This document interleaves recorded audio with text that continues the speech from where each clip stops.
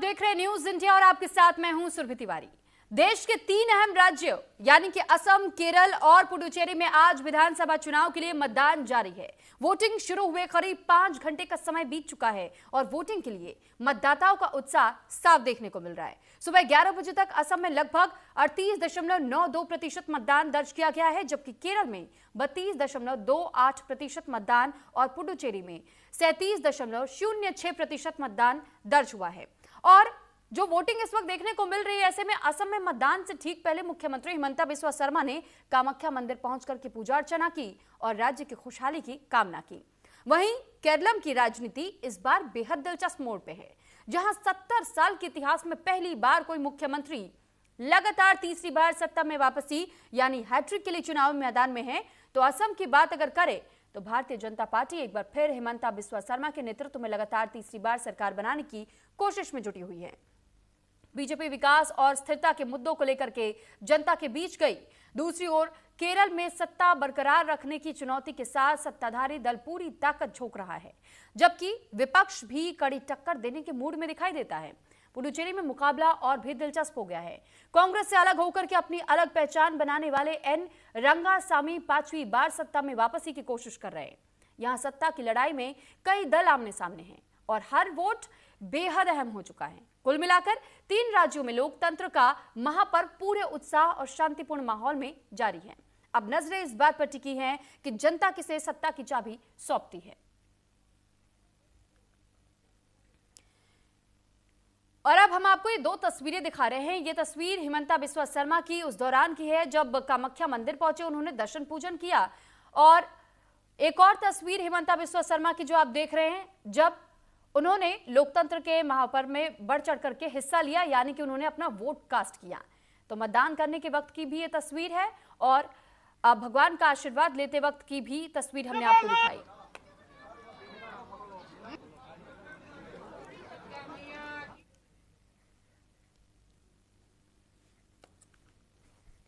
तीन राज्यों की 296 विधानसभा सीटों पर आज सुबह से मतदान जारी है। केरलम, असम और पुडुचेरी में मतदान स्थलों पर सियासी दिग्गजों ने अपने मताधिकार का इस्तेमाल किया।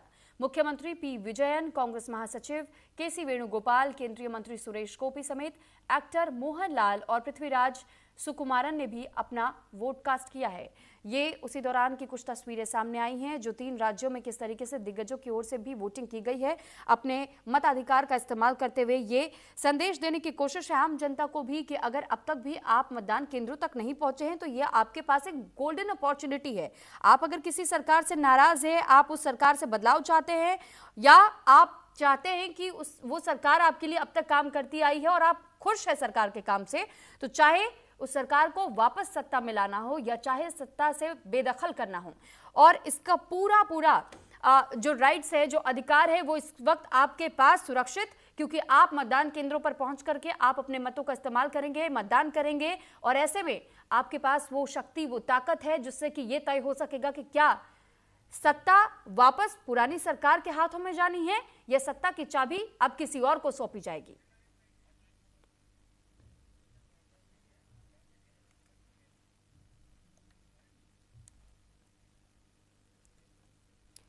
और इस वक्त ज्यादा जानकारी के साथ हमारे साथ अलग अलग जगहों से संवाददाता जुड़ चुके हैं। संजय प्रसाद शाह डिब्रूगढ़ से हमारे साथ जुड़े हुए हैं, पंकज वानखेड़े संवाददाता हमारे साथ जुड़ चुके हैं, आंचल यादव भी हमारे साथ जुड़ चुकी है। सबसे पहले मैं संजय आपका रुख कर रही हूं और ये समझना चाहूंगी संजय की क्या तस्वीर इस वक्त असम में दिखाई दे रही है। डिब्रूगढ़ में क्या लोगों ने बढ़ चढ़ करके मतदान अब तक किया है? किसी तरीके की कोई कंप्लेन अब तक किसी भी मतदाता की ओर से अब तक आई है या सब कुछ बिल्कुल ठीक है, स्मूथली चल रहा है सब? जी, असम में 126 विधानसभा सीटों के आज चुनाव चल रहा है और चुनाव क्या इस जंग में मतलब कई सारे उम्मीदवार थे, जो 722 उम्मीदवार हैं, उनका भाग्य निर्णय होने वाला है। साथ ही सुबह 7 बजे से सभी मतदान केंद्रों पे लोगों का काफी उत्साह देखा गया था। अभी भी लोगों के बीच काफी उत्साह और देखा जा रहा है, जिस कारण से अभी भी मतदान केंद्रों में काफी संख्या में लोग उपस्थित हैं और लाइनें, कतारें काफी लंबी हो चुकी है। और जिस तरह से असम के 126 विधानसभा में करीबन 31,490 मतदान केंद्रों में कई मतदान केंद्रों में सूचना मिली है अभी कि कहीं पर ईवीएम मशीन खराब हो रही है और कहीं अभी तक 2 जानकारी ऐसा मिला है कि एक वोटिंग सेंटर में एक पोलिंग ऑफिसर का मौत हो गया है और हार्ट अटैक करने से, मतलब प्रेशर के कारण, और दूसरी एक वोटर जो जींद समस्ती में है, वहाँ पर वोटिंग सेंटर पे थोड़ा झगड़ा दिखने को मिल रहा है। बाकी सब देखे जाए कि 126 विधानसभा में 31,000 वोट केंद्रों में सभी में अभी नॉर्मली वोट चल रहा है, मतदान चल रहा है और लोगों में काफी उत्साह देखा जा रहा है।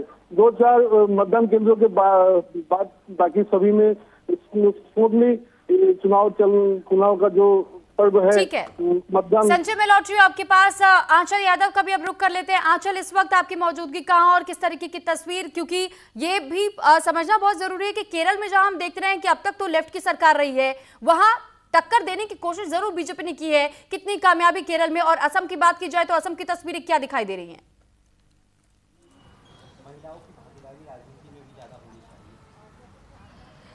देखिए, अगर हम केरल की बात करें तो अभी तक अगर हम मतदान की बात करें तो तकरीबन देखिए 37% से भी ज़्यादा जो है मतदान हो चुका है। वही देखिए असम की बात करें तो 11 बजे तक जो है 38% मतदान हो चुका था। यानी कि ये कहा जा सकता है कि केरल और दूसरी तरफ असम दोनों में ही देखिए बढ़ चढ़कर मतदान हो रहा है और ये कहीं ना कहीं दिखाता है कि अभी तक जो मतदान हुआ है वो लोगों को ये उम्मीद है कि कहीं ना कहीं जो उनका एक कीमती वोट गया है वो कहीं ना कहीं सही मुद्दों पे गया हो। क्योंकि असम का अगर हम जिक्र करते हैं तो सबसे ज़्यादा वहाँ घुसपैठियों का मुद्दा आता है, क्योंकि चाइना और असम का जो बॉर्डर है बिल्कुल आसपास है। तो ऐसे में असम को एक जो डेमोग्राफिक चेंज की अगर हम बात करते हैं तो वो ना हो और इस तरीके से जो एक वहाँ के लोगों के अधिकार हैं वो उन तक रहें, इस बात को फोकस करके भी वहाँ के लोग मतदान कर रहे हैं। क्योंकि राज्य का विकास हो, घुसपैठियों को रोक लगे, तो कहीं ना कहीं ये एक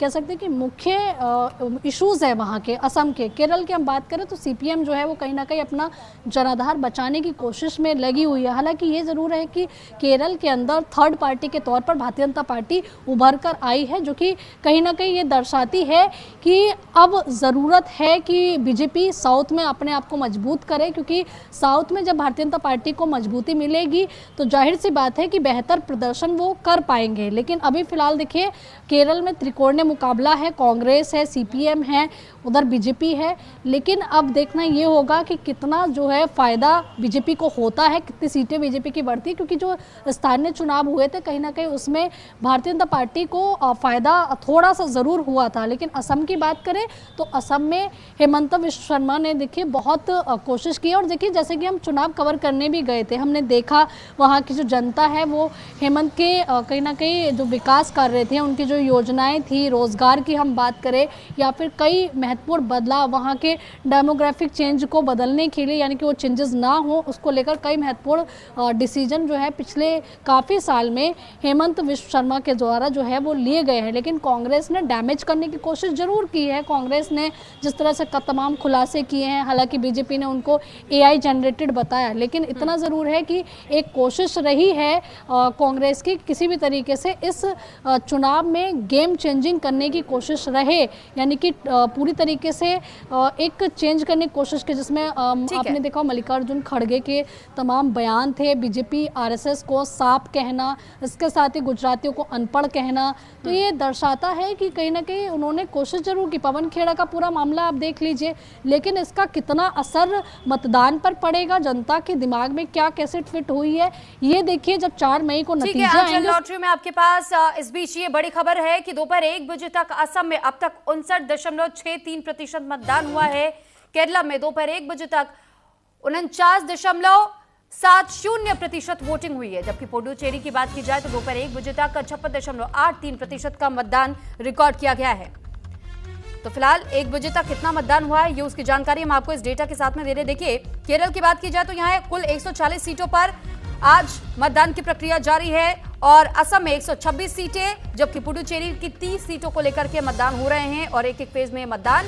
और अब दोपहर 1 बजे तक का जो डेटा सामने आया है, केरल में 49.70%, असम में 59.63% और पुडुचेरी में 56.83%। तो ये 1 बजे तक असम में 60% मतदान हुआ है, जबकि केरल इस वक्त सबसे पीछे बताया जा रहा है। असम के मुख्यमंत्री और जुलकबीर से उम्मीदवार हिमंता बिस्वा शर्मा ने अपनी पत्नी रिंकी भुइया शर्मा और बच्चों के साथ में कानपुर में एक मतदान केंद्र पर असम विधानसभा चुनाव 2026 के लिए अपना वोट भी डाला। इस दौरान मुख्यमंत्री की पत्नी रिंकी भुइया भी उनके साथ में नजर आई और उन्होंने 100% ये विश्वास भी जताया है कि इस बार भी जीत हिमंता की होगी। एक बार फिर से हम अपने संवाददाताओं का रुख कर लेते हैं। पंकज वानखेड़े का मैं रुख करना चाहूंगी। पंकज, देखिए जो तस्वीर हमने इससे चुनाव से ठीक पहले देखी, चुनाव से महज 4 दिन पहले एक मास्टर स्ट्रोक चलने की कोशिश कांग्रेस की ओर से की गई और जो कांग्रेस ने मूव दिखाया, पवन खेड़ा ने बड़े आरोप लगाए रिंकी भुइया शर्मा को लेकर के, लेकिन उसके बाद हिमंता बिस्वा शर्मा की ओर से तमाम साक्ष्य सामने रखते हुए और उसके बाद पवन खेड़ा को उन्होंने जम करके लताड़ा। पवन खेड़ा उसके बाद से वो अपने घर से गायब हो गए। हैदराबाद में उनके होने की बात सामने आई। ये कितना ज्यादा डेंट लगाता हुआ दिखाई दे रहा है जो पवन खेड़ा ने प्रेस कॉन्फ्रेंस की हिमंता बिस्वा शर्मा की इमेज पर या उनकी पूरी पार्टी के लिए, या फिर ये जो मास्टर स्ट्रोक इसे कांग्रेस का कहा जा रहा था, कहीं उल्टा तो नहीं पड़ रहा है दाव? देखिए सुरभि, जिस तरह से भारतीय जनता पार्टी असम को लेकर स्पष्ट थी कि वहां पे जिस तरह हिमंता बिस्वा शर्मा ने पंकज में लौट रही हूँ आपके पास। इस बीच स्मृति ईरानी कुछ कह रही है, वो भी सुनवा देते हैं। न सिर्फ इनको परेशान करते हैं बल्कि इनको अपमानित भी करते हैं। वाकई में अगर टीएमसी न्याय चाहती थी तो इस बेटी को न्याय क्यों नहीं दिलवाया? क्यों इस मां का अपमान आज भी, जब वो अपने लोकतांत्रिक अधिकार का निर्वहन कर रही हैं, तब टीएमसी के गुंडे फिर भी क्यों इस महिला को परेशान करते हैं, अपमानित करते हैं? इसका जवाब टीएमसी के गुंडों की जो संरक्षक है उनको देना पड़ेगा।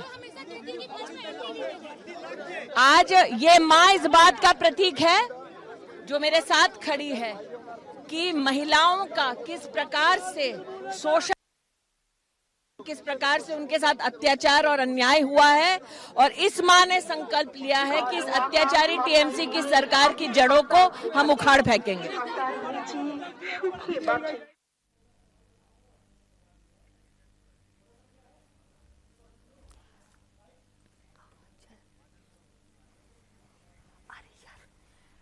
और एक बार फिर संवाददाताओं का हम रुख कर लेते हैं। पंकज, मैं आपके पास वापस लौट रही हूँ, आप अपनी बात पहले पूरी कर लीजिए।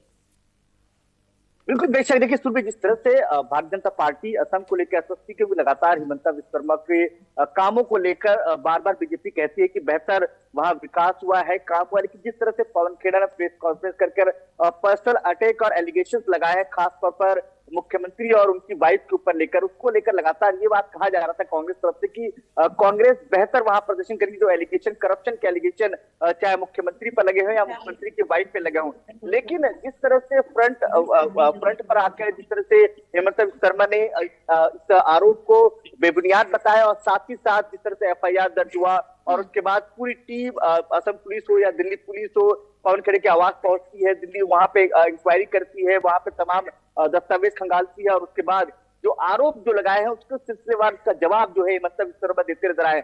लेकिन दूसरी तरफ यह है कि जरूर डेंट जरूर पड़ा होगा सुरभि, क्योंकि जिस तरह से जो छवि हिमंता बिस्वा शर्मा की पिछले कई समय से थी, उसके बाद जिस तरह से आरोप लगे हैं, उसकी स्वाभाविक सी बात है कि डेंट है वो भारतीय जनता पार्टी और खासतौर पर वहां के लोकल कैंडिडेट पे जरूर पड़ा होगा और खासतौर पर हिमंता बिस्वा शर्मा के विधानसभा सीट को लेकर, क्योंकि लगातार जिस तरह से पिछले कई समय से जो प्रचार चल रहा था हिमंता बिस्वा शर्मा की तरफ से, वो फ्रंट पे नजर आ रहा था, क्योंकि जिस तरह से जो आरोप वो विपक्षी पार्टियों पर लगाते नजर आए थे, वो अपने आप के कामों को लेकर, विकास कार्यों को लेकर। मैं आपके पास आंचल, आपके पास क्या अपडेट है इस वक्त? आप कुछ अपडेट देना चाह रही हैं? जी मैम बिल्कुल। देखिए बीजेपी सांसद जो है कमल जी शेरावत जी हमारे साथ में हैं और जिस तरह से आज मतदान हो रहा है तो जाहिर सी बात है कि मतदान के बीच में हमें गृह मंत्री अमित शाह और प्रधानमंत्री के तीखे वार भी कहीं ना कहीं ममता बनर्जी के ऊपर नजर आ रहे हैं। चलिए बात कर लेते हैं, बीजेपी सांसद है कमल जी आज एक खास दिन है, 3 राज्यों में कह सकते हैं कि आज निर्णायक दिन है क्योंकि जनता ही तय करती है किसको मतदान करना है और सुबह से ही बढ़ चढ़ कर मतदान हो रहा है, चाहे असम हो, पुडुचेरी हो या केरलम हो। लोकतंत्र का सबसे बड़ा त्यौहार चुनाव का दिन होता है और जनता को अपनी जो भी उनकी सोच होती है, जो उन्हें ठीक लगता है, उसके आधार पर मतदान करते हैं और सरकार का निर्माण होता है।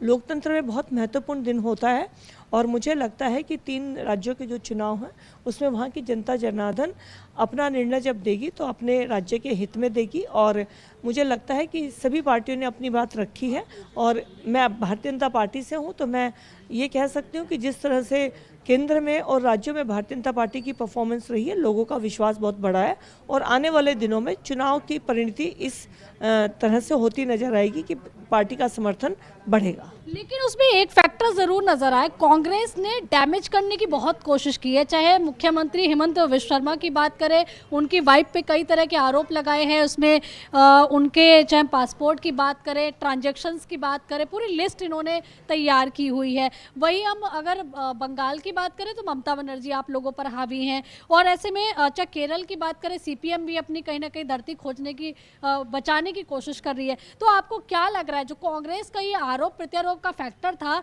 ये असम को डैमेज करेगा, एनडीए को? असम में जितना काम हुआ है, और असम नहीं, मैं पूरे नॉर्थ ईस्ट की बात करना चाहती हूँ, इंफ्रास्ट्रक्चर के लिए, एजुकेशन के लिए, वहाँ पर इंडस्ट्रीज़ को लगाने के लिए, एमएसएमई का जिस तरह से वहाँ पे लोगों को इंस्पायर करके शुरुआत की गई है, मुझे लगता है अब हर राज्य विकास के साथ चलना चाहता है। अब हर राज्य इस आरोप प्रत्यारोप की राजनीति से परेशान हो चुका है। वहाँ के लोग चाहते हैं कि हम अपने देश के साथ कदम से कदम मिलाकर बढ़ें और पॉजिटिव राजनीति होनी चाहिए।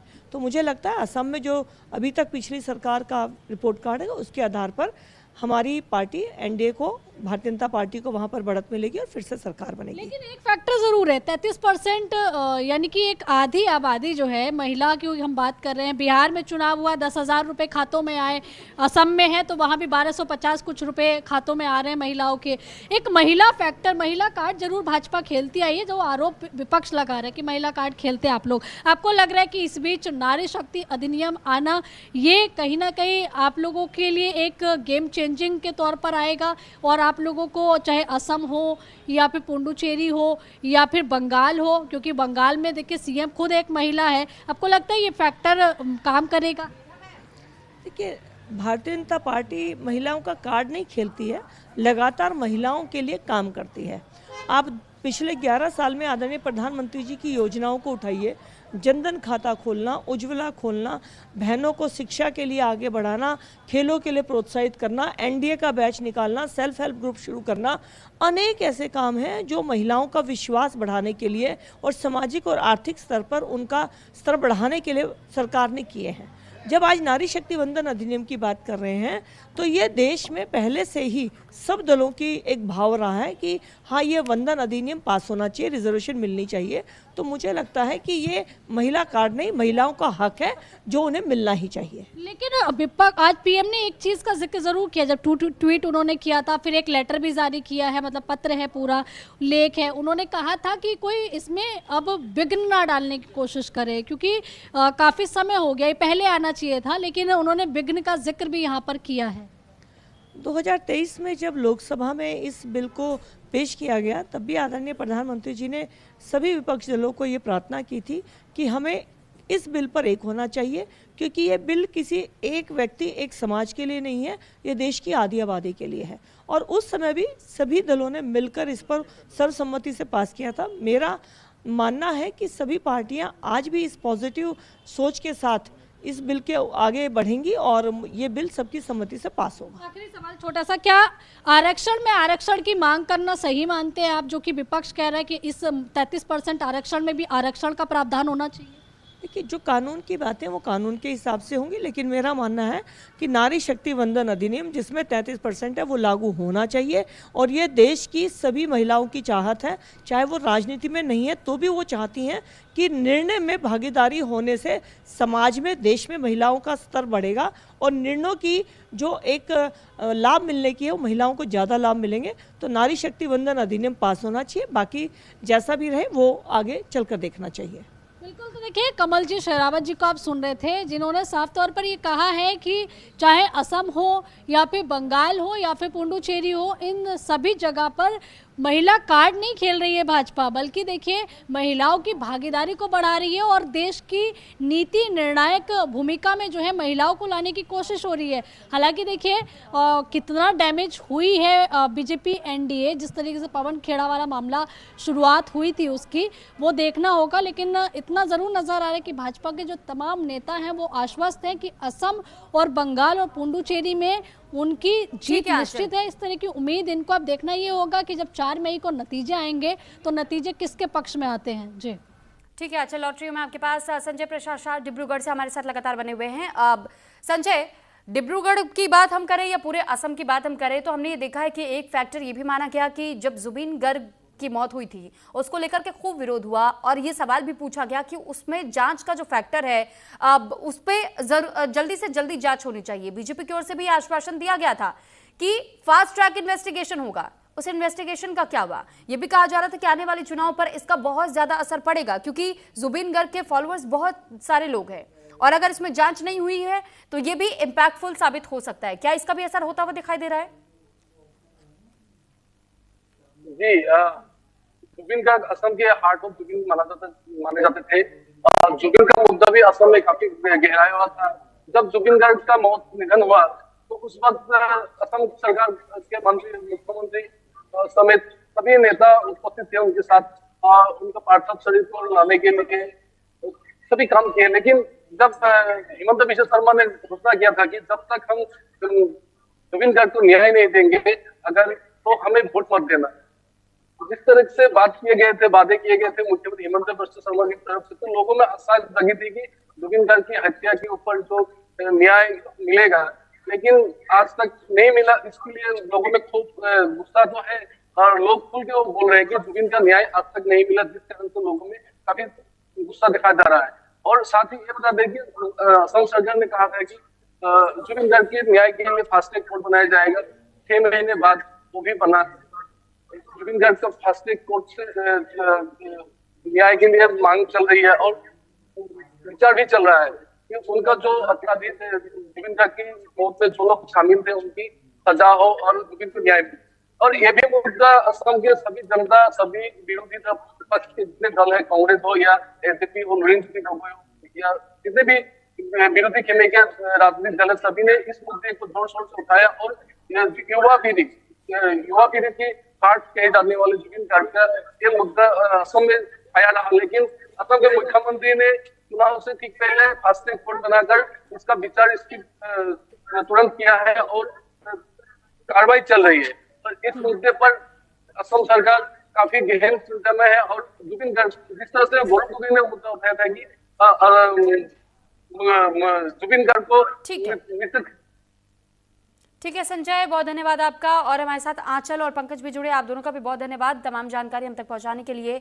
सिंहासन का संग्राम अभी भी जारी है क्योंकि मतदान केंद्रों तक अभी भी मतदाता पहुंच रहे हैं, अपना अपना वोट कास्ट कर रहे हैं और 4 मई तक का इंतजार करना होगा जब नतीजे आएंगे और ये पता चल पाएगा कि आखिर जीत इस बार किसकी हो रही है, जनता किसको मौका देती है। इसी के साथ यहाँ रुक रहे हैं एक ब्रेक के लिए।